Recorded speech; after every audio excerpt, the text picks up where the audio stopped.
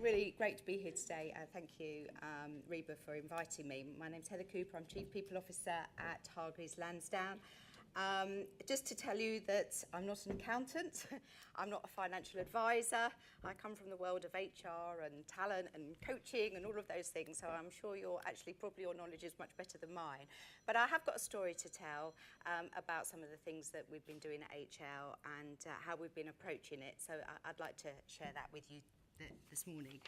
And I was going to start off just before I get going, just to say that I don't know if many of you know Hargreaves Lansdown or anything about them, but just, and it is relevant. The company didn't even exist in the 1980s. So Peter Hargreaves and Steve Lansdown, they sort of were working together in a back bedroom in Clifton in Bristol and had this sort of dream about the focus on the client and really giving great value.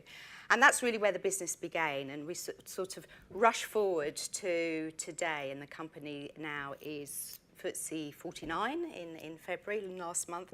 So it's a huge growth story, and you know that's been incredible. But, and there is a big but, the focus all through that period was absolutely on the client and just growing rapidly and sort of coping like quick, more people. And what hasn't happened is that there wasn't really investment in the infrastructure. And I would have described the company a bit like a sort of gangly teenager that was 13 and suddenly 6'2" and sort of didn't really know how to handle its arms and legs. And that's my little bit of the story, really, where I was invited to come in. So I was working in talent management and I'd been in sort of consulting in Deloitte. And they were starting to get to a point in 2015, 2016, really that late, where we're thinking, now we've done fantastic work with our clients. Maybe we need to start to think about our employees. And at that stage, the HR function for about 900 people was about 3 or 4 HR advisors. That's it, just mostly doing administration.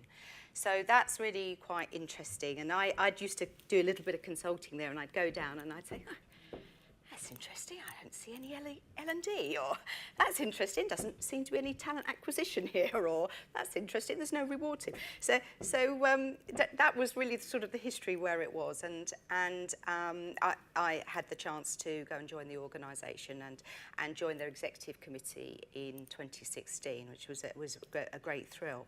So that was the reason for telling you the story. Is it's very sort of shiny on the outside and has done incredible things, but that sort of infrastructure from a people perspective was a really big job to do, and that's where I sort of started my journey, really.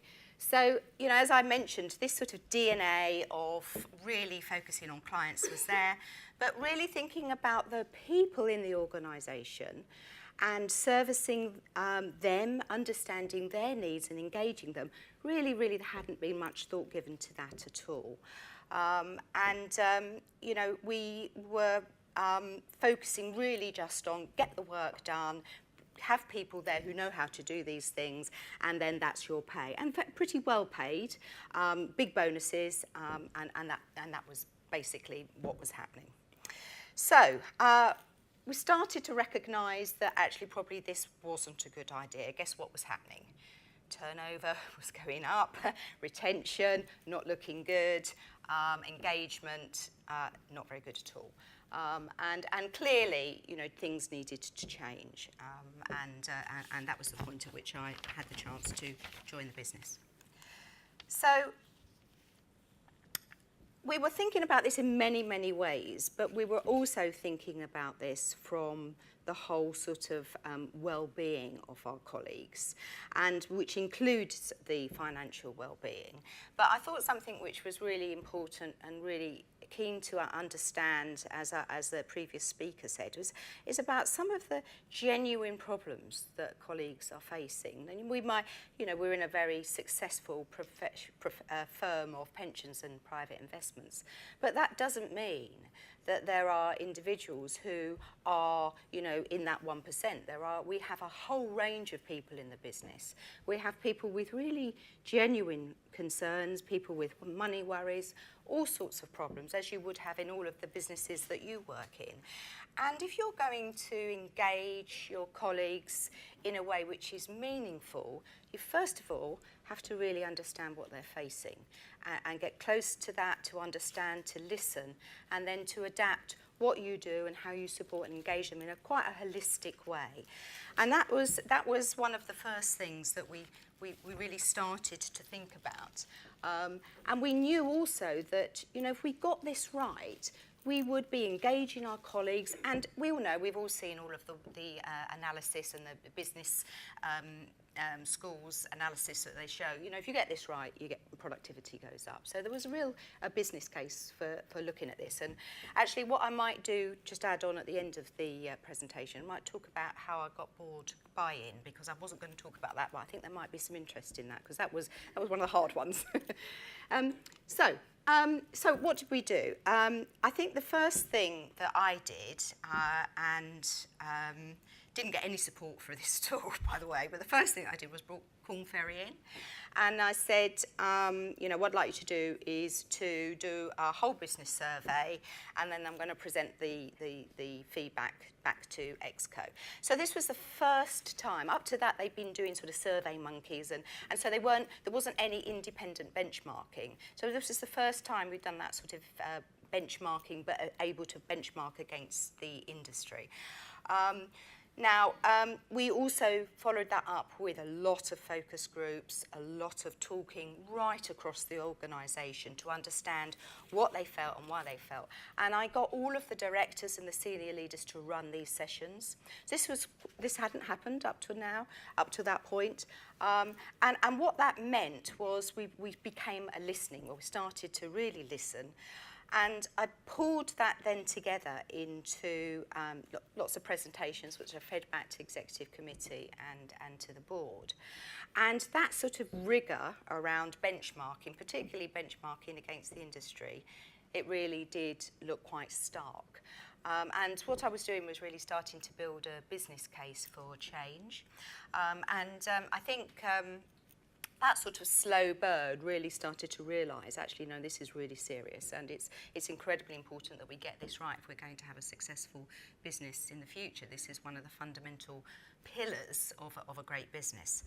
So, you know, that was really interesting, and as part of that analysis, we also started to get a lot of information about the financial needs of our colleagues and how varied that was. And I've got a couple of case studies that I'm going to share with you about that. I'll mention a couple of other things. I also did a sort of benchmark of all of our benefits as it sat against all of the local employers. And with that, we were pretty much at the bottom. So that didn't make us attractive as an organisation. And our Glassdoor score, just quick thumbs up if you know what Glassdoor is. Yeah, great, everybody knows. So our Glassdoor score, I'm ashamed to say, was one of the lowest in Bristol. It was at 2.1, and that was frankly very embarrassing as the HR director. Pretty embarrassing. I thought, Christ, you know, it really needs to turn around. However, this data, this information was a great platform for change. But I did really feel that I got my work cut out, I must admit. So, what did we find? I mean, starting off with the benefits. I mean, bearing in mind it was a pension and private investment company, and in the pension, what was available was poor. The holiday entitlement was, I think it was at 3 weeks. I mean, can't believe it. Flexible benefits wasn't, I know, I shouldn't really share all this, should I? But it's true, it's true. Flexible benefits just wasn't in place. You know, huge amounts of all sorts of problems that we were concerned with, and it was also a very formal environment, and small things like in 2015 our approach to flexible working, which is of course important to men and women now in this day and age, so that they can balance the needs of their life with their working life, was non-existent. In 2015, all our maternity ladies didn't come back, none of them. okay, because there was no part-time working and no flexibility. Last year, 100% came back because we've moved into a flexible working, and we've got men and women working in a flexible way. So all of these sorts of things needed a complete rethink, as you can see, and they are some of the things that we found. So a big change had to happen, and I'm just going to mentioned about money worries. I'm just going to talk about some of these changes that we made. Now, not all of them happened at once. It was a sort of a gradual program. I got some people got together, got an L&D team. We started to do some training. We opened a learning academy. We did an induction program and so on. Gradually, we started to evolve these things and get these things put right. The thing we did right, first of all, was actually to get the benefits right. Because we just weren't attractive as an employer.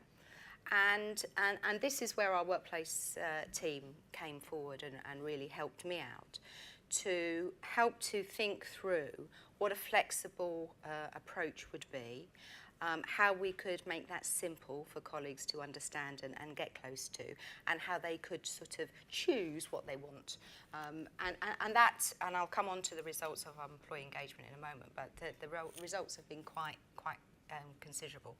I'll just mention some of these. The Employee Assistance Programme, I'm sure you know we are all concerned about mental health at work, aren't we? And when we look at the problems, we wanted to be an employer that was supportive and a listening employer who would help with the situations that people found themselves in. And those issues in the analysis that we've done and all the support that we provide our colleagues now, a lot of them are to do with problems at home and financial worries that people are having, getting into debt and all of those sorts of problems. So that has had a fantastic reaction and support.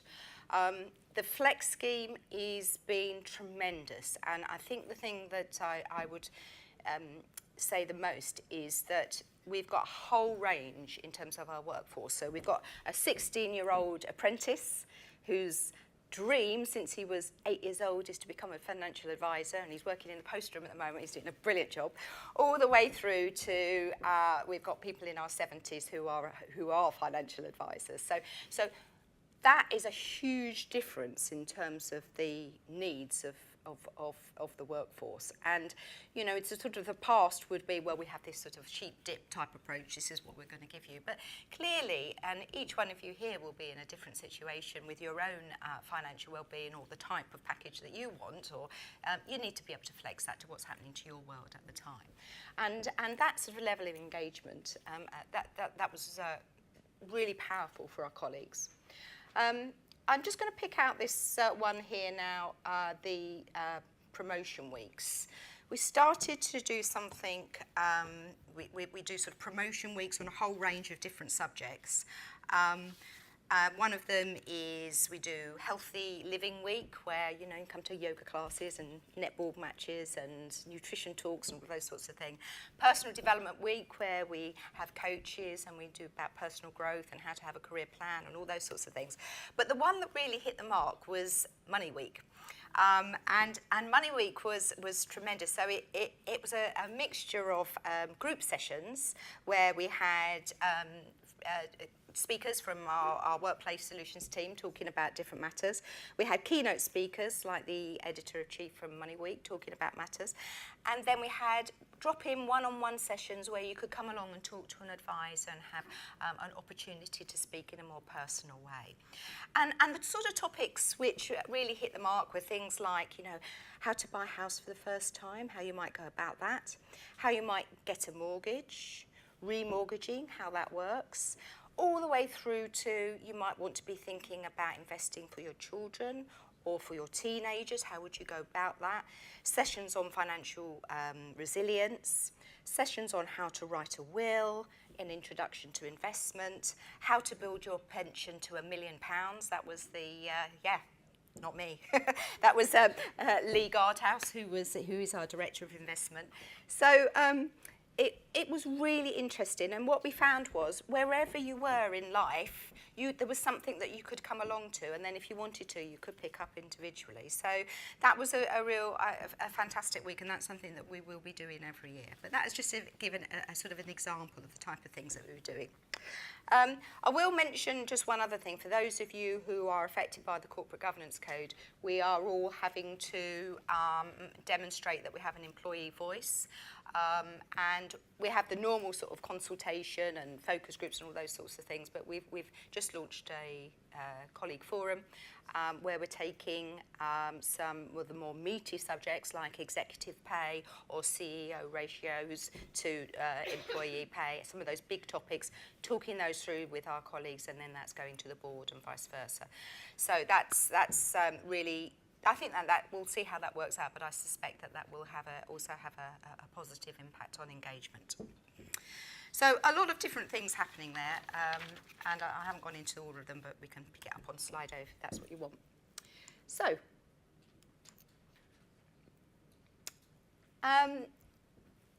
I won't go into all of the details of all of these because you can see these are just sort of, 3 case studies of the different types of individuals. So these are sort of real people and real problems that they're facing.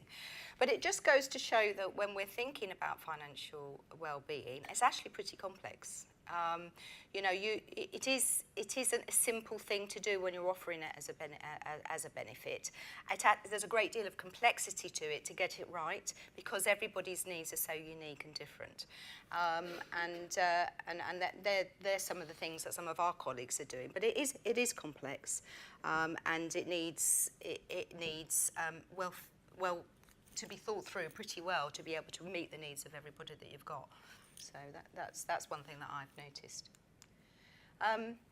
So I'd like to be honest with you about some of the things that worked well and what hasn't, and also what sort of measurement of success that we've come through. So, some things working really well. I mentioned about the weeks and how they're going down, the flex spend, those sorts of things. I've got the numbers on the pension matching options that we're doing. But I mean, clearly, really, we should have started this way earlier. We were coming from a long way back. We've made progress, but we were coming from a long way back, and this should have been in the thinking probably in the 80s, not in 2016. So there we go. I think also doing more face-to-face. So the impact of Money Week was really huge, and the impact of having that chance to actually talk to somebody individually with their own personal circumstance was really appreciated. So I would suggest that having that sort of wrap around rather than it just something that you do in a drop-down menu. I mean, that's great and you can choose things and I think that's superb.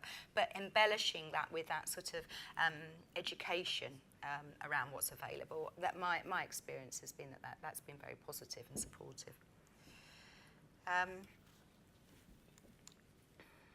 So here are some of the numbers.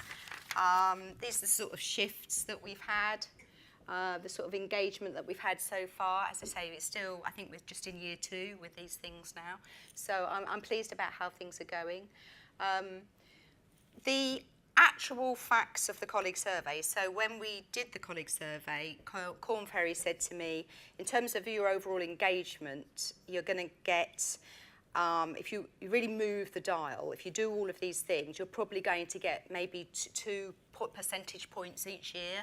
So in the last 2 years, I was hoping for maybe 4 or 5 points. Well, engagement scores have gone up 12 points in 2 years.